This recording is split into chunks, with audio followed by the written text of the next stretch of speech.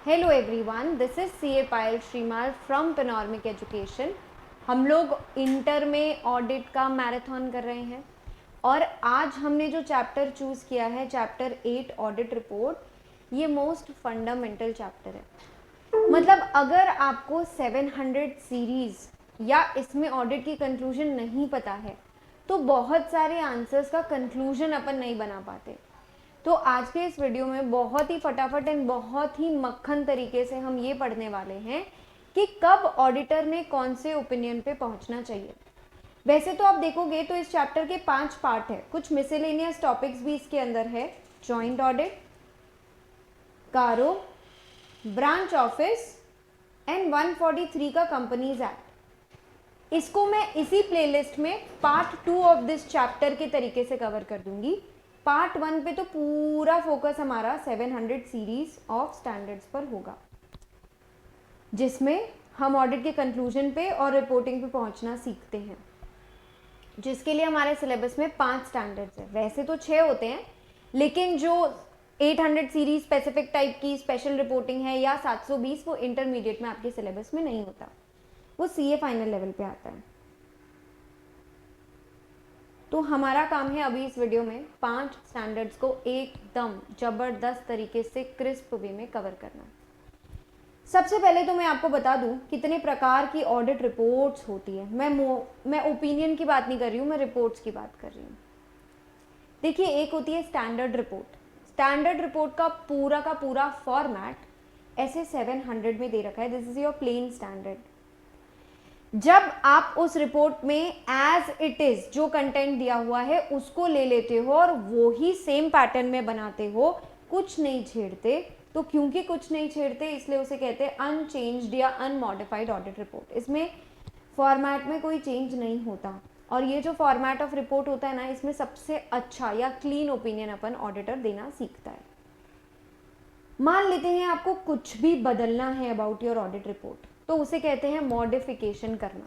Modification मतलब कुछ भी बदलना, इसीलिए उसे मॉडिफाइड रिपोर्ट कहते हैं। इसमें फॉर्मेट बदल जाता है। अब देखिए, फॉर्मेट बदलने के लिए आपके पास 2 स्टैंडर्ड्स हैं। एक ऐसे 705, इसमें भी मॉडिफाइड रिपोर्ट होती है, एंड 706, इससे भी रिपोर्ट मॉडिफाई हो जाती है। हालांकि 705 में आप ओपिनियन सड़ा देते हो, मतलब आप एक नेगेटिव या गंदी रिपोर्ट देते हो, तो everything about that will read in 705 कि क्वालिफाइड, एडवर्स और डिस्क्लेमर, ये 3 प्रकार की गंदी रिपोर्ट कब देते हैं। और जब अपने नॉर्मल ही रिपोर्ट रखते हैं लेकिन उसके अंदर में 2 एडिशनल पैराग्राफ्स ऐड करते हैं, जो कि नॉर्मली किसी भी ऑडिट रिपोर्ट का, जो मैं आपको कंटेंट दिखाऊंगी यहाँ पर, ये कंटेंट, ये जो 13 पॉइंट्स है, इसमें नॉर्मली ईएमपी पैरा और ओएमपी पैरा यानी एम्फेसिस ऑफ मैटर पैरा या अदर मैटर पैरा यूजुअली आपको हमेशा मिसिंग दिखेंगे। ये 700 में मिसिंग होते हैं और इनको अगर इंसर्ट करना होता है तो इनका स्टैंडर्ड 706 यूज करना पड़ता है। आइए देखते हैं 700 में रिपोर्ट कैसी दी जाती है, देन 705 में कैसे सड़ाते हैं, देन 701 की audit matter, 706 EMP OMP and 710 corresponding. इन सब के बारे में अभी हम देख लेते हैं। सबसे पहले तो मैं आपको फंडामेंटल्स क्लियर कर देती हूँ। देखिए, फंडामेंटल्स क्लियर करने में ऐसा है कि 2 प्रकार के ओपिनियन होते हैं। एक ओपिनियन जिसे अनमॉडिफाइड कहते हैं 700 में, जो क्लीन रिपोर्ट आपकी बनती है, it becomes your clean report. Clean report कब देते हैं? क्लीन रिपोर्ट तब देते हैं जब एफआरएफ यानी इंड एएस, एएस या शेड्यूल 3 जैसा आपने सोचा था कि एफएस होना चाहिए, बिल्कुल सभी मटेरियल रिस्पेक्ट्स में एफएस आपका वैसा का वैसा बन गया है। सो जब ऑडिटर कंक्लूड करता है कि एफएस मटेरियल रिस्पेक्ट्स में एफआरएफ जैसा बन गया और कोई मिस स्टेटमेंट नहीं है, कोई गलती नहीं है, अकाउंट, अमाउंट, प्रेजेंटेशन, डिस्क्लोजर सब जैसा होना चाहिए था वैसा ही है, तो अपन अच्छी रिपोर्ट देते हैं। ऐसे 700 की तरफ अपन चले जाएंगे। अच्छी रिपोर्ट कैसे देते हैं उसके लिए अपन ऐसे 700 पढ़ेंगे। Forming an opinion and reporting on FS. लेकिन जब मुझे रिपोर्ट सड़ाना हो, मॉडिफाई करना हो, पहली बात तो ऐसा कब होगा? ऐसा तब होगा जब कोई गड़बड़ मिली। पर हर गड़बड़ पे आप ऐसी ओपिनियन पे नहीं पहुंचते हो, क्योंकि गड़बड़ तो छोटी भी हो सकती है, मोटी भी हो सकती है। हमें कैसी गड़बड़ से अफेक्ट होना चाहिए? मटीरियल मटेरियल वो होता है जो यूजर के इकोनॉमिक डिसीजन को अफेक्ट करे। तो कोई भी ऐसा गड़बड़ जो आपके यूजर के फैसले को अफेक्ट करता हो उसको मटेरियल बोलेंगे। मटेरियल गड़बड़ हुई तो आपको ये देखना है कि वो पूरी जगह फैली हुई है कि नहीं। फैली हुई है तो अलग ओपिनियन पे पहुंचते हैं, फैली हुई नहीं है तो अलग ओपिनियन पे पहुंचते हैं। नॉर्मली नहीं फैली हुई है यानी एक आधा अकाउंट ही अगर गड़बड़ है तो we go for qualified opinion. सबूत मिले या ना मिले उससे फर्क नहीं पड़ता। ऑन द अदर हैंड अगर मैं परवेजिव की बात करूं तो मुझे सबूत अगर मिल गया कि पूरे फाइनेंशियल स्टेटमेंट्स में बहुत ज्यादा गड़बड़ है, फैली हुई गड़बड़ है, तो मैं सबसे नेगेटिव रिपोर्ट देती हूँ जिसे एडवर्स कहते हैं।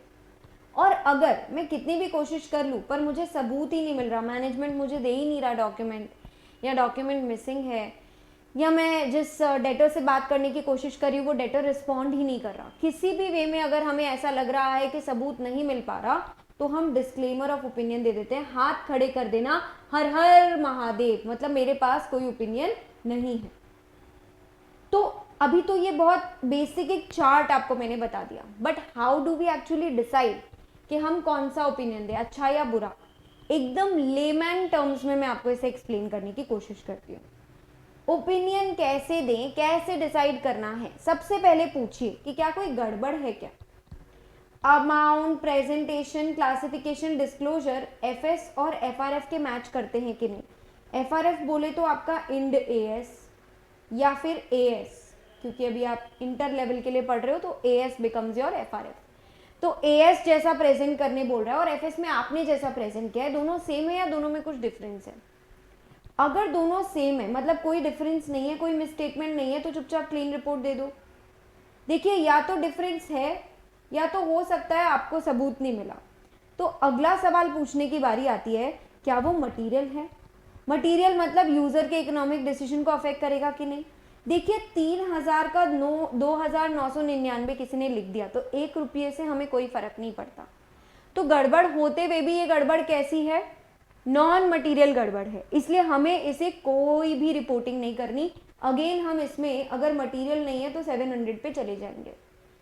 पर अगर 3000 को 30,000 लिख दिया या 30,000 को 3000 लिख दिया तो इससे तो यूजर के इकोनॉमिक डिसीजन को बहुत फर्क पड़ेगा, क्योंकि ये मटेरियल अमाउंट है।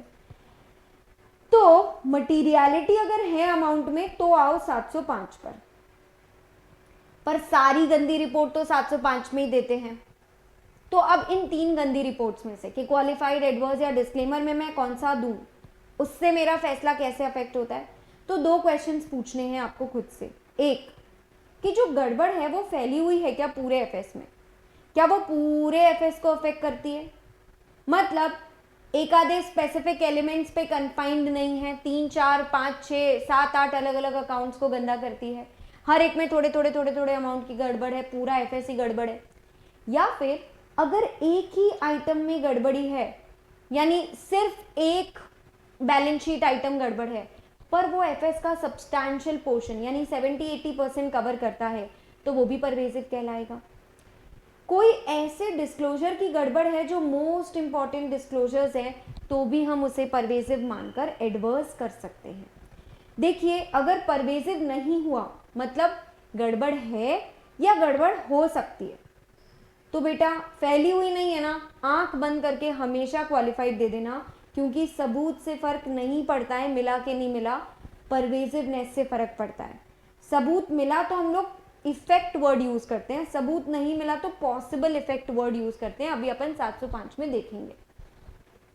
अब अगर SAAE है यानी सबूत मिल गया है हमें कि नहीं मिला है, अगला हम लोग ये क्वेश्चन पूछेंगे कि एक अकाउंट है जो बहुत बड़े अमाउंट का है, उसमें गड़बड़ है कि नहीं है मैं श्योर ही नहीं हो पा रही हूँ। तो भैया मोटा मोटी 80-90% अमाउंट ऑफ बैलेंस शीट का मैं श्योर नहीं हो पा रही हूँ तो मैं क्या ओपिनियन दूँ, मैं हाथ खड़े करके बोल देती हूँ we do not present any opinion. इसमें पूरे एफएस में गड़बड़ हो सकती है, मुझे सबूत नहीं मिला है, तब मैं डिस्क्लेमर दे दूंगी। एडवर्स कब देते हैं, पूरे एफएस में गड़बड़ है भी और आपको सबूत मिल भी गया। देखिए अगेन हमने पहले टेक्निकल नॉलेज, टेक्निकल लैंग्वेज में इसको पढ़ा, फिर हमने इसको सिंपल समरी में पढ़ा, अब हम इसको एक प्रैक्टिकल एग्जाम्पल के थ्रू कर लेते हैं ताकि हमें कभी भी इस फंडामेंटल टॉपिक में तो डाउट नहीं आए कि हमें किस टाइप का ओपिनियन देना है। अगर आप ओपिनियन बनाना नहीं सीख पाए ना, तो आप कभी ऑडिट ही करना नहीं सीख पाएंगे, क्योंकि अल्टीमेटली तो यही करना होता है। तो I am taking a practical example. एक बैलेंस शीट है जिसका टोटल 10 करोड़ है, तो मैंने मटीरियलिटी निकाल ली बाई चांस 10 करोड़ का 5% यानी 50 लाख रुपए। वैसे बैलेंस शीट टोटल पर मटीरियलिटी नहीं निकलती है, असेट पर, प्रॉफिट पर, टर्नओवर पर निकलती है, but for the sake of simplicity हमने 50 लाख की एक बार मटीरियलिटी अज्यूम कर ली।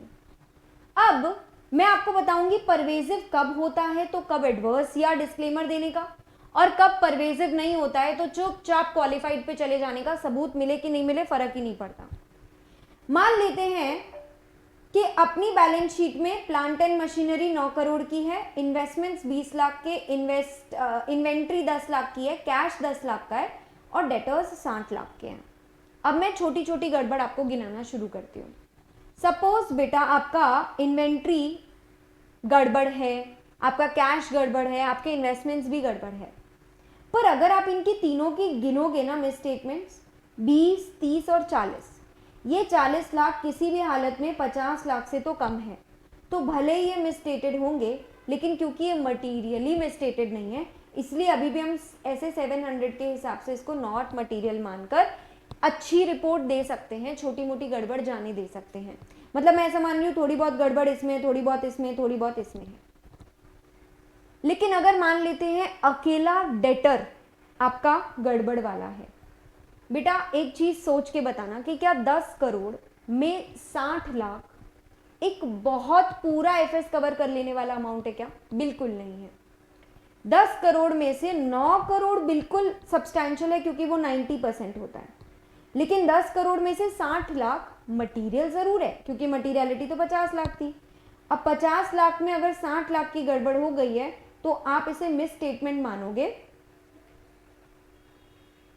आप इसे मिस स्टेटमेंट मानोगे, मटीरियल मानोगे, लेकिन फैला हुआ नहीं मानोगे। तो सबूत मिले या ना मिले आपको डेटर्स के रिलेटेड, हमेशा आंसर क्वालिफाइड आएगा। अब मान लेते हैं कि अगर मैं बैलेंस शीट में से 9 करोड़ के प्लांट एंड मशीनरी की बात करती, तो देखिए है तो ये एक ही आइटम, तो वैसे तो एक आइटम कभी परवेजिव नहीं होता, लेकिन ये एक ऐसा आइटम है जो मेरी बैलेंस शीट का 90% है। अगर ये मिसस्टेटेड है तो मिसस्टेटमेंट मटीरियल भी है और परवेजिव भी है, तो सबूत मिल गया तो एडवर्स, नहीं मिला तो डिस्क्लेमर करना पड़ जाएगा।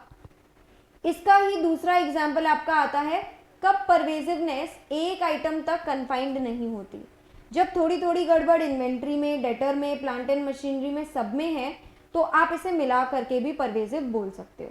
इसके साथ आपके फंडामेंटल्स खत्म होते हैं। तो now we come up to 2 standards. एक स्टैंडर्ड जो आपका ऐसे 701 है जो अच्छी रिपोर्ट देना सिखाएगा, एक 705 जो आपको नेगेटिव रिपोर्ट देना सिखाएगा। पहले 701 में एक ढंग की रिपोर्ट के बारे में डिस्कस कर लेते हैं। हमेशा एक अच्छी रिपोर्ट का ऑब्जेक्टिव क्या होता है? ओपिनियन बनाना है, कंक्लूजन्स देना है सबूत के आधार पर, और एक रिटन रिपोर्ट देनी है हमें। 700 के अंदर में हमारा ऑब्जेक्टिव यही है। तो जब हम एफएस बनाएंगे तो हम ये देखेंगे एफएस पूरा का पूरा मटेरियल रिस्पेक्ट्स में इंड एएस के हिसाब से, शेड्यूल 3 के हिसाब से बना है कि नहीं। और अब हमें कंक्लूजन देना होगा कि क्या हमें रीजनेबल अश्योरेंस मिली है क्या कि हमारे financial statements free from material misstatement है कि नहीं, जैसा हम ऐसे 200 के ओवरऑल ऑब्जेक्टिव्स में मांग रहे थे। तो गड़बड़ मिली कि नहीं मिली? ये गड़बड़ मिली कि नहीं मिली, इसके लिए आपको कुछ कंक्लूजन्स ध्यान में रखने होते हैं। ऐसे 700 से इकलौता आंसर जो बनता है वो इसी के ऊपर बनता है कि क्या चीज़ों को ध्यान में रखोगे आप अपना फैसला लेते वक्त। सबसे पहले ये फैसला लीजिएगा कि सबूत मिला कि नहीं मिला, क्योंकि देखिए अगर सबूत नहीं मिलेगा तो आप अच्छी रिपोर्ट तो दे ही नहीं सकते ना। You will have to go to disclaimer और क्वालिफाइड। अब जितनी भी गलतियां आपने मैनेजमेंट को बताई थी 450 में कि ये गड़बड़े हैं, क्या मैनेजमेंट ने ऐसा बोल दिया कि वो मटेरियल नहीं है? और क्या आपके हिसाब से वो मटेरियल है? अगर ऐसी कोई गलतियां हैं जो मैनेजमेंट ठीक नहीं कर रहा और आपके हिसाब से वो मटेरियल है, तो अपन को 705 में जाना पड़ सकता है। देन हमारी और क्या इवैल्यूएशन होगी? फर्स्ट इवैल्यूएशन, क्या हमारी एफएस एफआरएफ के हिसाब से बनी है, जिसके लिए देखिए सबसे ज़्यादा घपला होने का चांस होता है क्वालिटेटिव चीज़ों में। क्वालिटेटिव चीज़ें जैसे कि डिप्रिसिएशन, जैसे कि कोई प्रकार का जजमेंट, कोई प्रकार के एस्टिमेट्स, इन सब में मैनेजमेंट अपने घर से बहुत सारी जजमेंट ला सकता है, जहाँ पे मैनेजमेंट अपनी मर्जी से इसे 10% ज़्यादा या 10% कम बता सकता है, क्योंकि कोई पुख्ता सबूत तो होता ही नहीं है ना इसका। तो ऑडिटर इस केस में ये भी कंक्लूड कर सकता है कि शायद मैनेजमेंट न्यूट्रल है ही नहीं, शायद मैनेजमेंट जानबूझ के ऐसी चीज़ें तो ठीक कर देता है जिससे रिपोर्टेड अर्निंग्स बढ़ने वाली हो, लेकिन मैनेजमेंट इतना लुच्चा है कि वो चीज़ें ठीक नहीं करता जिससे रिपोर्टेड अर्निंग्स कम हो जाने वाली हो। तो मैनेजमेंट कहीं ना कहीं बायस्ड है, इसका मुझे सबूत मिल सकता है। और तो और उसके अकाउंटिंग एस्टिमेट्स में भी मुझे मैनेजमेंट बायस लग सकता है, क्योंकि मेरे हिसाब से जो डेटर का बेड डेट का प्रोविजन बन रहा है वो कहीं ना कहीं मैनेजमेंट ज़्यादा बना रहा है। तो मुझे ऐसा भी लग सकता है कि मैनेजमेंट शायद बायस्ड है।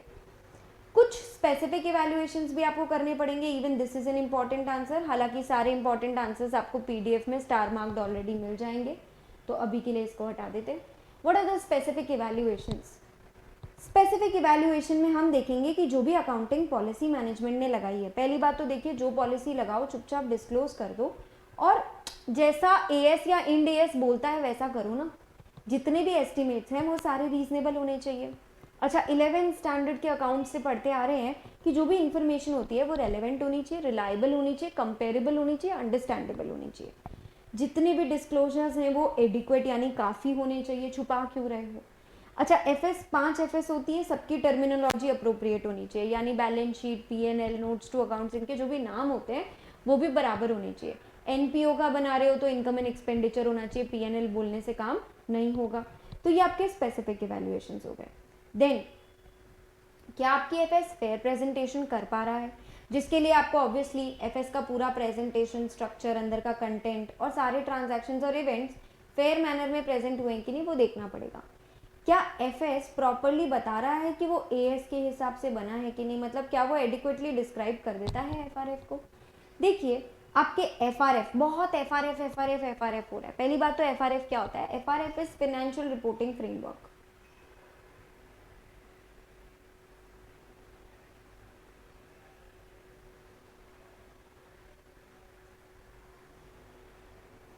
This financial reporting framework is in itself an example, or in itself rules and regulations of how your financial statements should look. जब आप ये सारे लोगों के लिए बनाते हो तो ये जनरल पर्पस बन जाता है, ये कॉमन फाइनेंशियल इंफॉर्मेशन नीड्स पूरी करता है, common wide range of users की। जब आप इसे केवल स्पेसिफिक यूजर के लिए बनाते हैं तो ये एक स्पेशल पर्पस को ही सर्व करता है।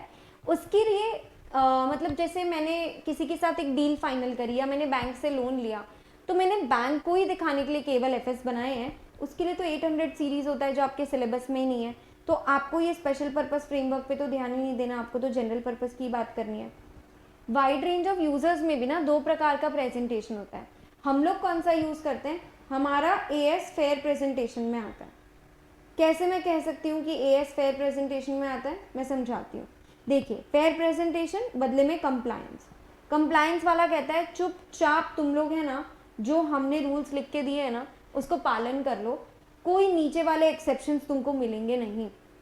जबकि फेयर प्रेजेंटेशंस क्या बोलता है कि तुम पालन तो करो जैसा मैंने एएस में लिखा है उसका, पर मैनेजमेंट को अगर ज़रूरी लगे तो कहीं कहीं पे तुम एक्स्ट्रा डिस्क्लोजर्स दे सकते हो, कहीं कहीं पे तुम एफआरएफ से छुट्टी भी पा सकते हो, डिपार्चर भी कर सकते हो।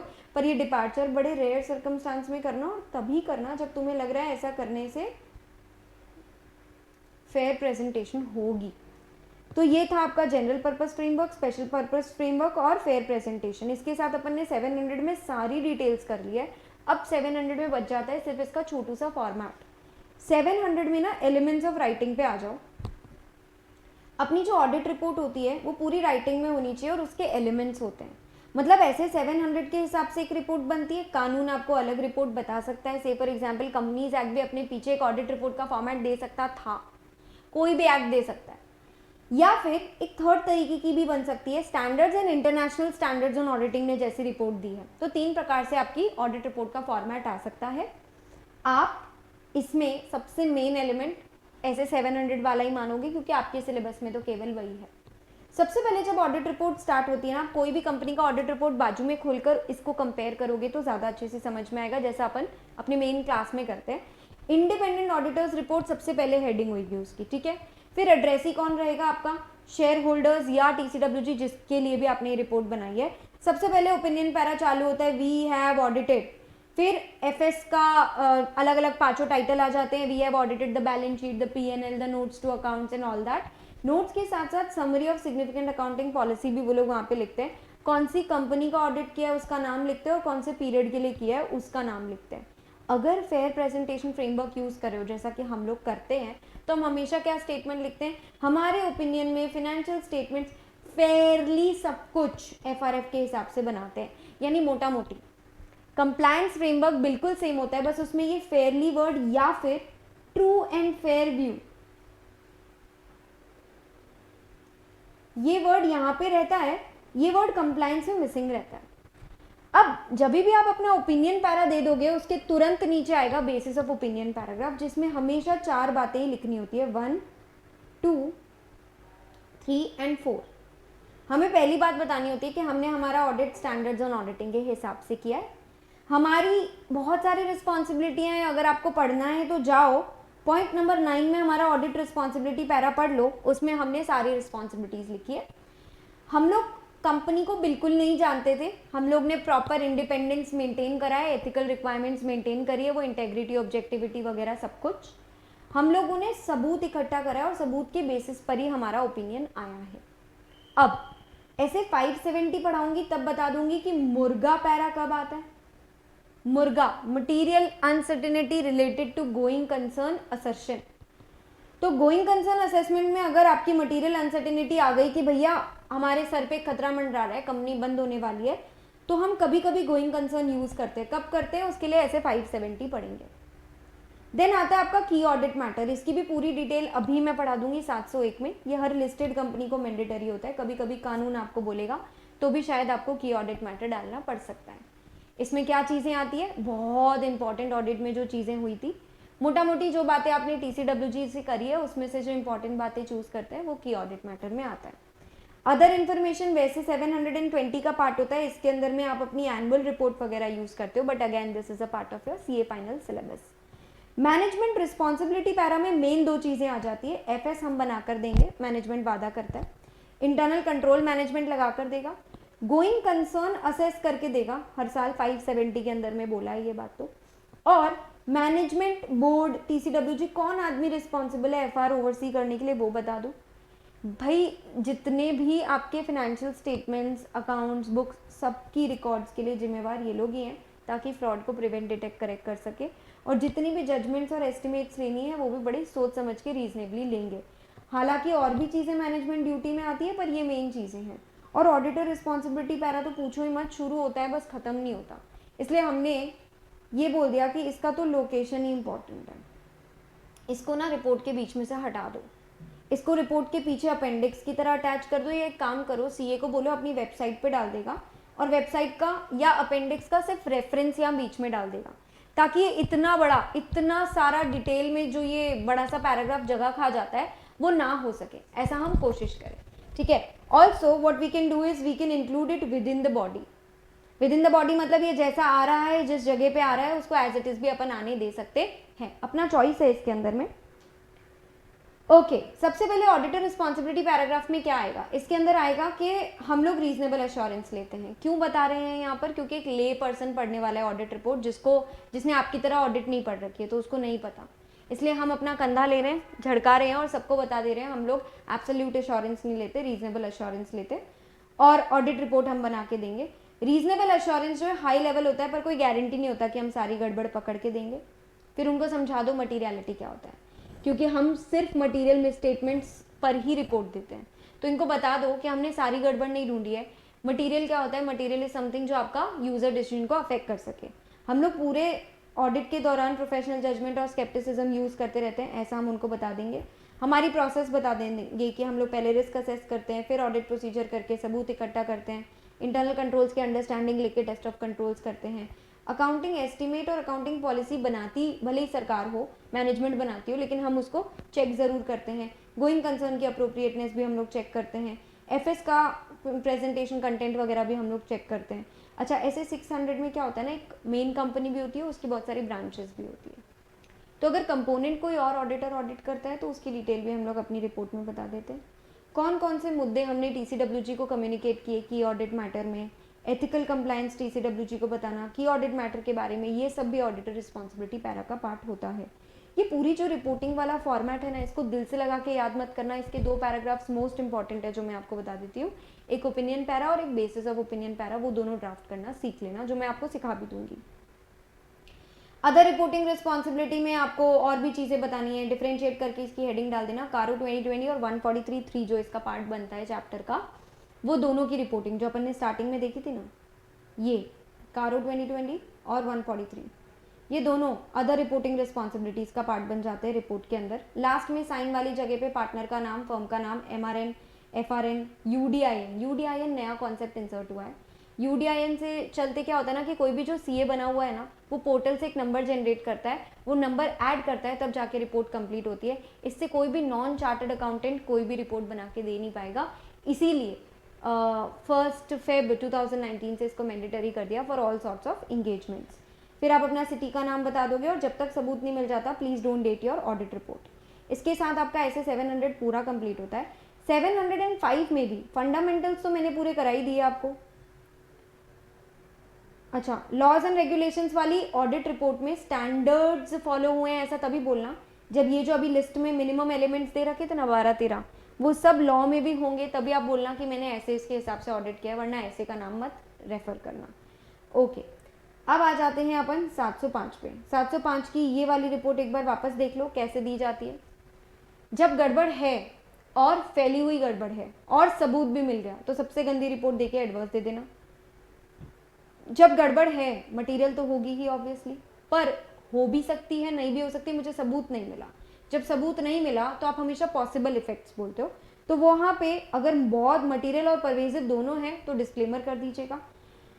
और अगर परवेजिव है ही नहीं, मटेरियल तो होगा ही, परवेजिव है ही नहीं, तो सबूत मिला कि नहीं मिला फर्क नहीं पड़ता, your answer will always be qualified. ठीक है, तो ये हो गया मॉडिफिकेशन कब देना होता है, उसका एग्जाम्पल और उसके बारे में सब कुछ। अब आ जाते हैं 705 पे, modifications to the opinion in independent auditors report. हमारा यहाँ ऑब्जेक्टिव है कि हम कब मॉडिफाइड ओपिनियन दें, जब ऑडिटर को लग रहा है कि ऑडिट एविडेंस मिल गया है, एफएस में गड़बड़ है, या फिर ऑडिटर सबूत ही इकट्ठा नहीं कर पाया, तो फिर देखो दोनों ही केसेस में उसे रिपोर्ट तो सड़ानी पड़ेगी। रिपोर्ट सड़ाते वक्त वो किन बातों का ध्यान देता है, एक सबूत, दूसरा कितना फैला हुआ है, क्योंकि परवेजिवनेस नहीं होगा तो हमेशा क्वालिफाइड पे आ जाओगे, और अगर परवेजिवनेस हुआ तो एडवर्स या डिस्क्लेमर दोनों में से एक पे जाओगे। तो अब टेक्सचुअल लैंग्वेज की अगर मैं बात करूँ तो मैं इन तीनों का डिफरेंस एक टेबुलर फॉर्म में आपको करवा रही हूँ, जिससे आपका पूरा स्टैंडर्ड भी हो जाएगा। कब देते हैं हम लोग क्वालिफाइड ओपिनियन, जब हमें सबूत मिल गया।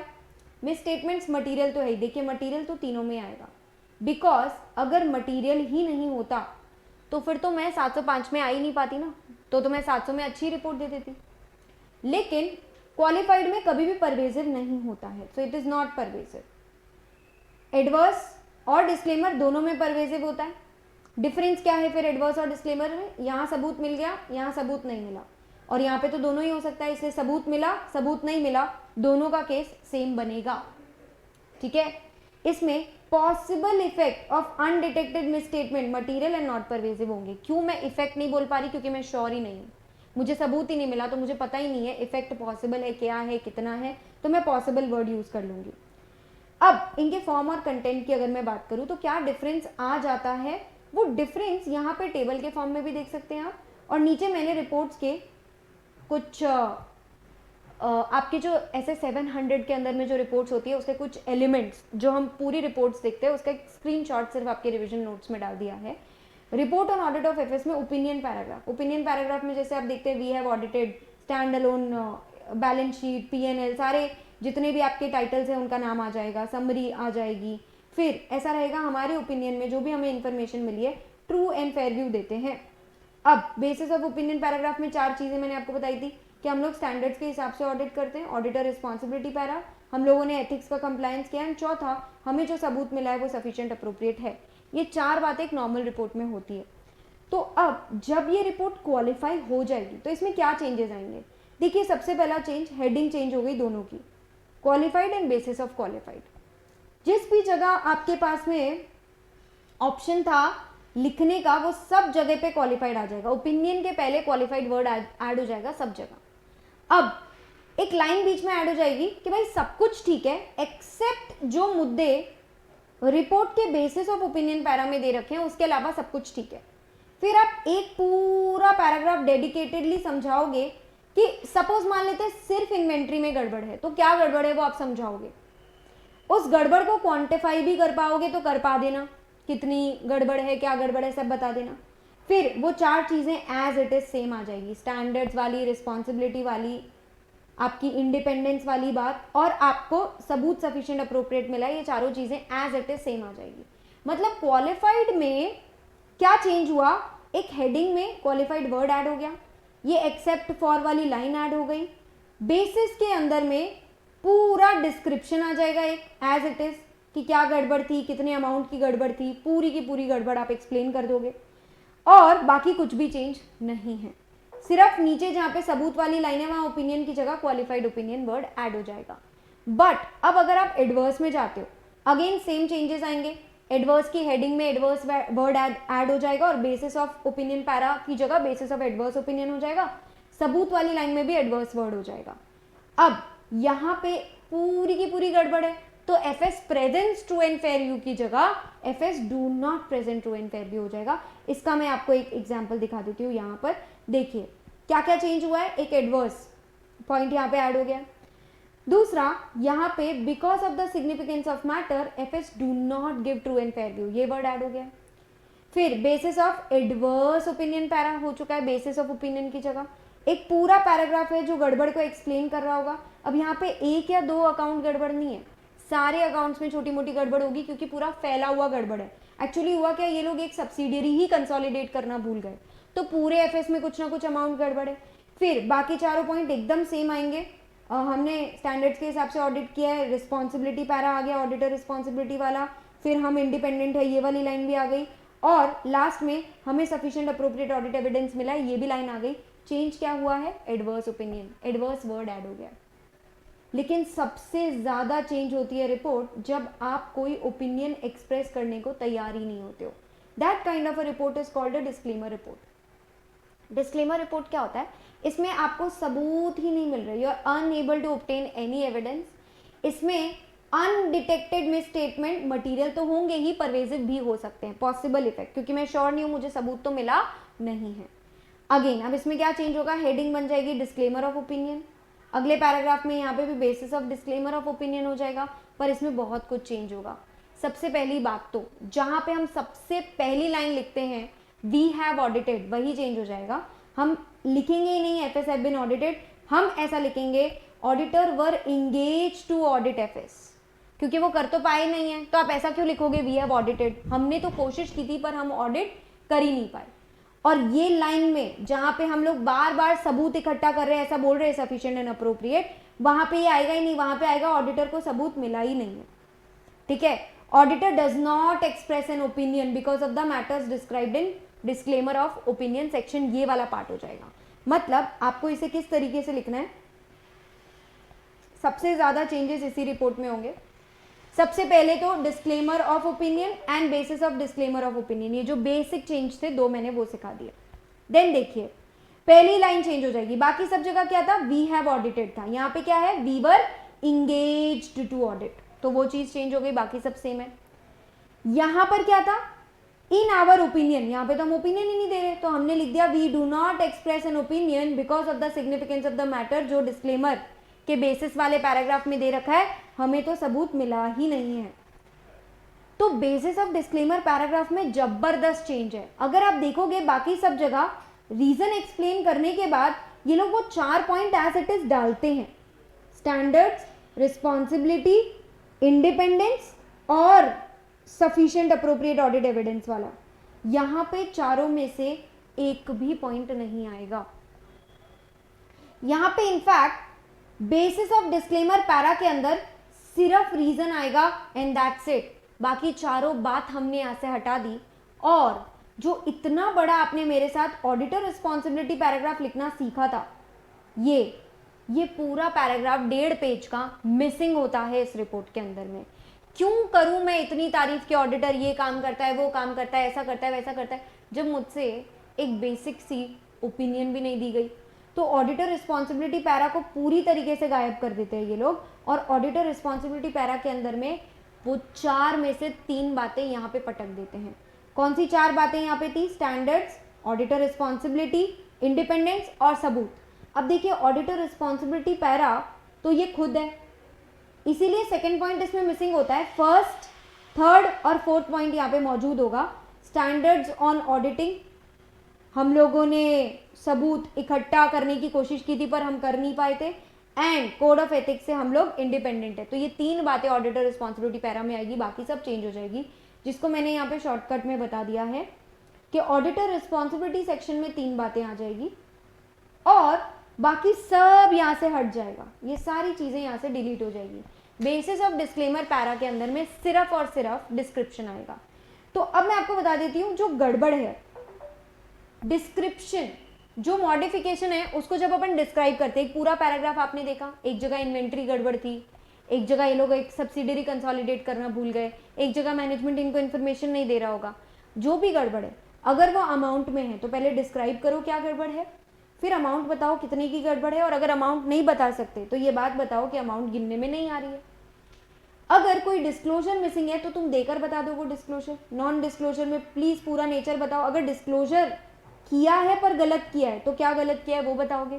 अगर डिस्क्लोजर किया ही नहीं है तो तुम कर दो डिस्क्लोजर, और अगर सबूत इकट्ठा नहीं कर पा रहे तो क्यों नहीं कर पा रहे उसका रीजन आप समझाओगे।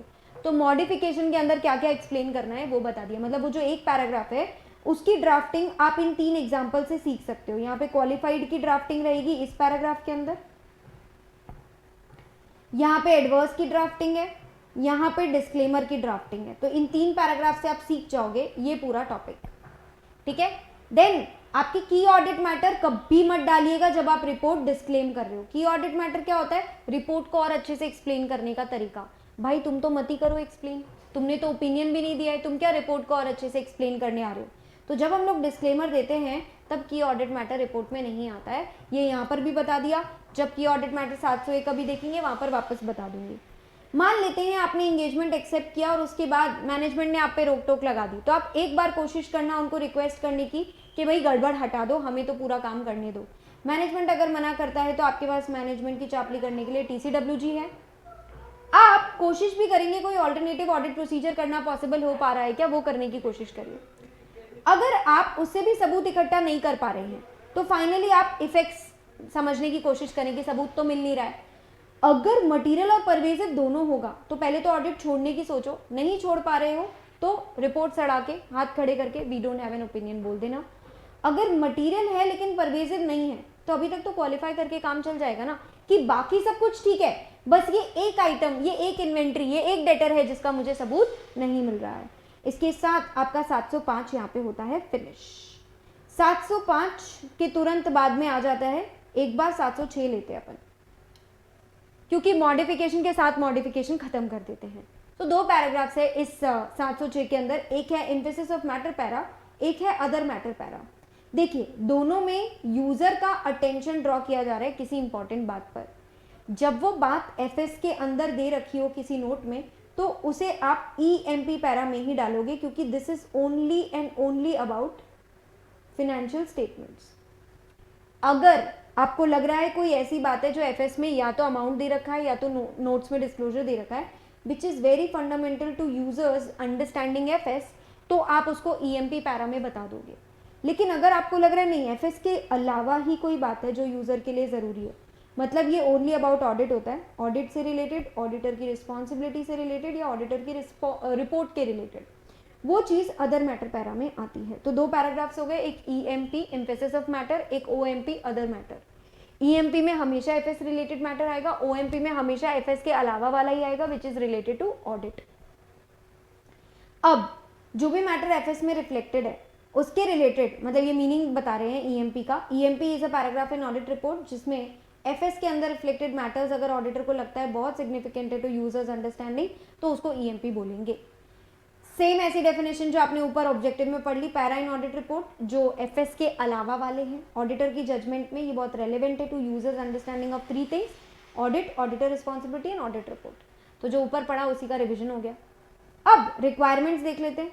देखिए EMP के लिए एक अलग से सेपरेट सेक्शन डालिएगा EMP, जिसमें लिखोगे आप we draw your attention to note number 10 of the FS, 11 of the FS, 12 of the FS, जो भी एफएस का नोट नंबर ड्रॉ करना है वो बताओगे। अब जैसे ही आप एक ऐसा सेपरेट पैरा बनाकर वहाँ पे कोई नोट नंबर लिखते हो, सबसे पहले यूजर की सांस ऊपर नीचे हो जाती है, उसे लगता है कहीं कोई गड़बड़ तो नहीं है एफएस में जो ऑडिटर को मिल गई हो। तो यहाँ पर अपन ये क्लैरिफाई कर रहे हैं, उसको ये बोल रहे हैं कि भैया ये गड़बड़ नहीं मान रहे हम लोग इसको, our opinion is not modified in this respect. And ये ईएमपी पैरा एक्चुअली कभी भी आप इसको सब्सटीट्यूट की तरह यूज नहीं कर सकते। जहां की ऑडिट मैटर डालना है वहां वही डालेगा, जहां गड़बड़ है वहां 705 ही आएगा। एफएस में कोई चीज डिस्क्लोज करनी है तो वहीं करो ना, ईएमपी में नहीं डाल सकते आप। और 570 में अगर गोइंग कंसर्न खत्म हो गया और उसके लिए आपको मुर्ग पैरा डालना है, आपको मुर्गा डालना है, material uncertainty related to going concern assessment करना है, तो उस केस में आपको इधर नहीं आना चाहिए।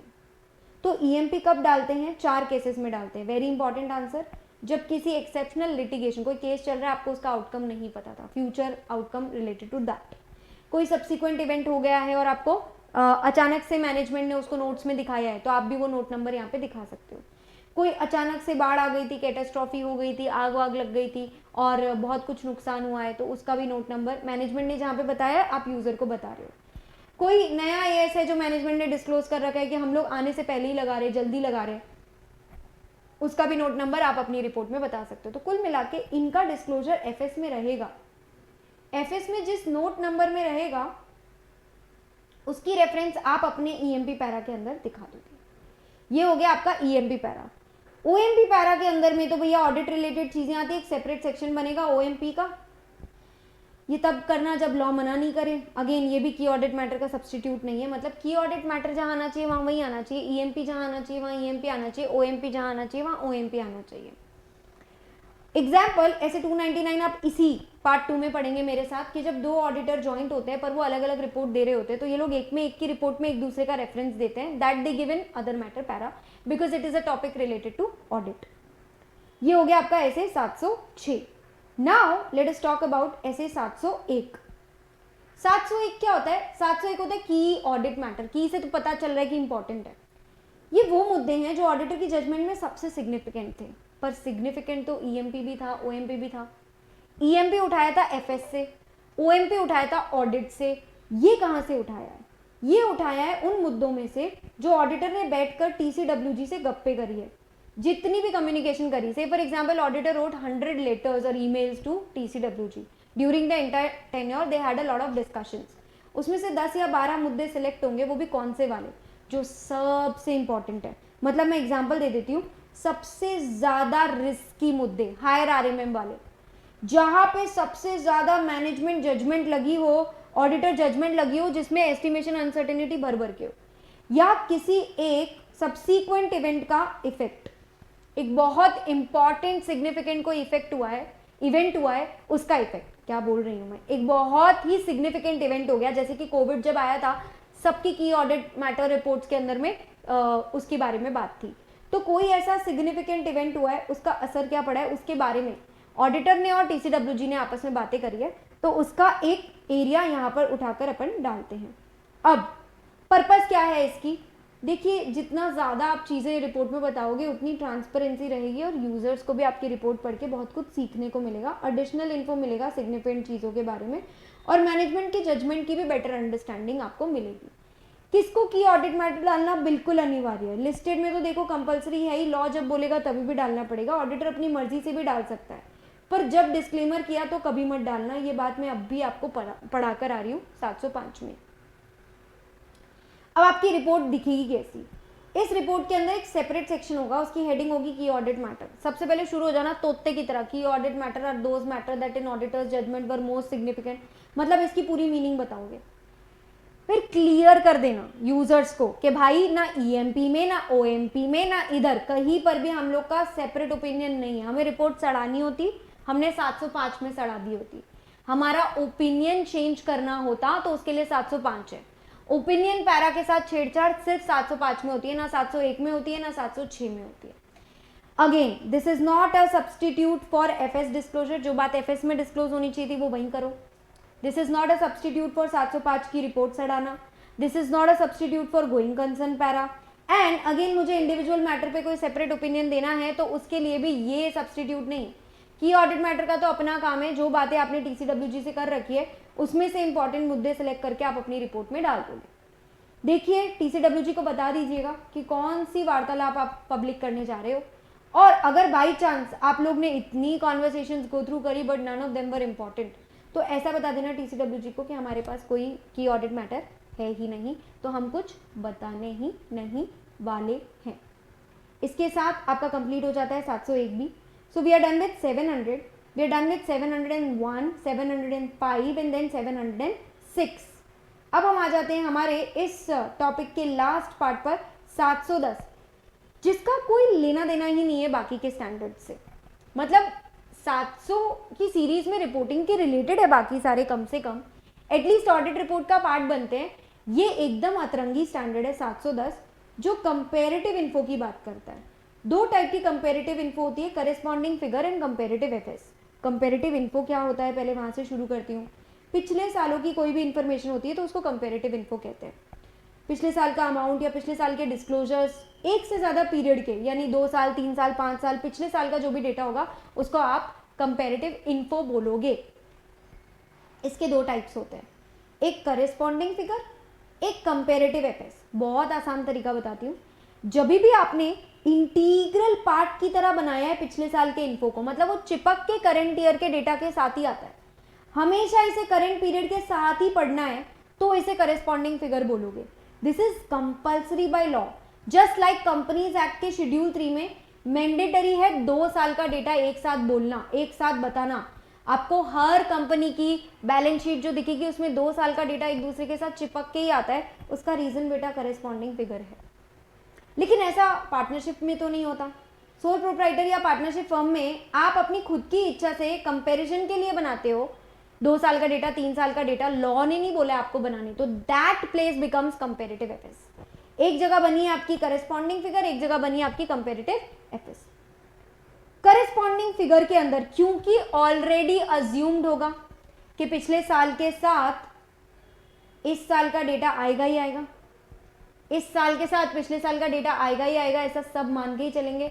इसलिए आपको कभी भी अपने ओपिनियन पैरा के अंदर में मेंशन नहीं करना पड़ेगा पिछला साल।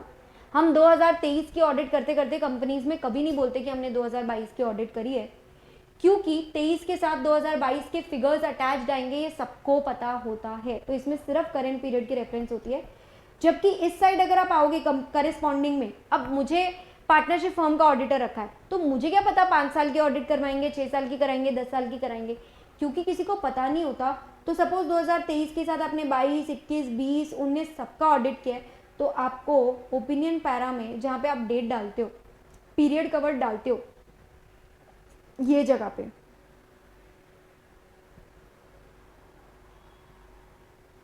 स्पेसिफाई पीरियड ओपिनियन पैरा में, वहां पे आपको for comparative FS each and every period को अलग से रेफर करना पड़ेगा। ठीक है, इसमें आपको टोटली हर साल की रेफरेंस डालनी पड़ेगी। अब मैं आपको बताती हूँ कि हम ऑडिट प्रोसीजर्स करके इनको चेक कैसे करते हैं, क्योंकि पिछले साल का डेटा है। तो सबसे पहले तो देखो कि क्या आप जिस भी कंपनी के या सोल प्रोप्राइटर के या किसी के भी ऑडिट में लगे हो, क्या उसमें कंपेरेटिव इन्फो है। अगर है तो क्या इसे प्रॉपरली क्लासिफाई कर दिया करेस्पॉन्डिंग फिगर्स और कंपेरेटिव एफएस में। क्या ये पिछले साल के फिगर्स से मैच करता है, क्योंकि कैरी फॉरवर्ड ब्रॉड फॉरवर्ड बराबर होना चाहिए, अकाउंटिंग पॉलिसी कंसिस्टेंटली होनी चाहिए, इसमें कोई चेंज है तो डिस्क्लोज हो जाना चाहिए। ये सेकंड पॉइंट तो हूबहू 510 ओपनिंग बैलेंसेस जैसे ही हैं। अगर आपको कोई डाउट है, मटेरियल मिसस्टेटमेंट आपको लग रही है मिलेगी इसके अंदर में, तो और ऑडिट प्रोसीजर्स करो, सब्सिक्वेंट इवेंट्स भी चेक करो, रिटन रिप्रेजेंटेशन मांग लीजिए सारे पीरियड के बारे में, और किसी स्पेसिफिक रिटन रिप्रेजेंटेशन भी आप मांग सकते हो फॉर प्रायर पीरियड आइटम जिसमें कोई गड़बड़ थी। तो ये हो गए आपके ऑडिट प्रोसीजर्स कि इनको ऑडिट कैसे करते हैं। फाइनली आ जाते हैं अपन इनकी रिपोर्टिंग पर। जैसे कि मैं आपको बता चुकी थी कि करेस्पॉन्डिंग फिगर में 2023 के साथ कभी 2022 मत जोड़िएगा, लेकिन इसके कुछ एक्सेप्शन है। पहला एक्सेप्शन, अगर प्रायर पीरियड पिछले साल की जो थी 2022 की ऑडिट रिपोर्ट मॉडिफाइड थी और वो आज भी अनरिजॉल्व है और उसका असर आज भी एफएस पर पड़ रहा है, तो आपको करंट पीरियड भी मॉडिफाई करना पड़ेगा। लेकिन ओपिनियन पैरा नहीं, बेसिस ऑफ ओपिनियन पैरा के अंदर आप 2 साल का ईयर मेंशन करोगे। मटेरियल मिसस्टेटमेंट पिछले साल थी, पर पिछले साल आपने गंदी रिपोर्ट इशू नहीं करी थी, पिछले साल तो अनमॉडिफाइड ओपिनियन ही था, आपको गलती ही इस साल दिखी है। तो प्रायर पीरियड का मटेरियल मिसस्टेटमेंट था, आज भी है, और करंट पीरियड को मटेरियली मिसस्टेट कर रहा है, तो आप क्वालिफाइड या एडवर्स करंट अफेयर्स को भी करोगे। ये हो गए इसके एक्सेप्शन।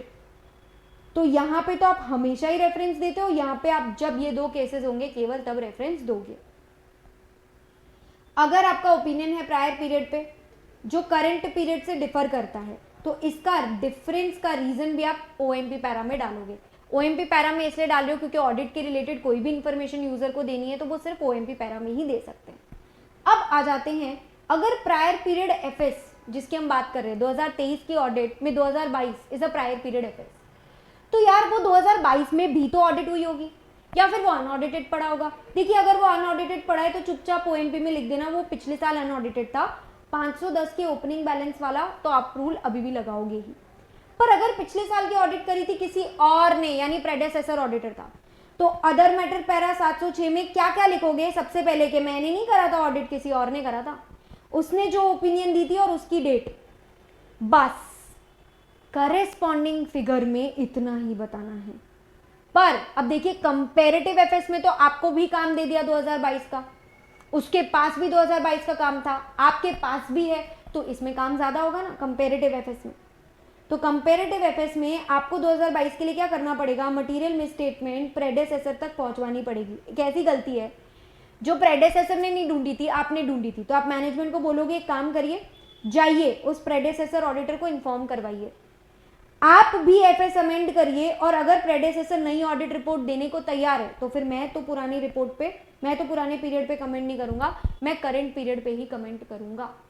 इसके साथ आपका जो चैप्टर 8 है, हमने लगभग 50 मिनट्स के अंदर में इसका पार्ट 1 पूरा कवर कर लिया है, जो मेन पार्ट था। Now we are left with 1, 2, 3 and 4 areas. ये कुछ सिंगल पेजर एरियाज हैं जिनके बारे में हम डिस्कशन करेंगे, and then the second most important area becomes CARO. तो एक इनका कंबाइंड पार्ट 2 इसी प्लेलिस्ट में आपको मिल जाएगा, चैप्टर 8 पार्ट 2 के नाम से। All the best, bye bye, take care, do let me know कि आपको अब अगला कौन सा चैप्टर रिवाइज करना है, एंड कोई भी डाउट लगे, कोई भी क्वेरी लगे तो कमेंट जरूर करें। Thank you, bye bye, take care.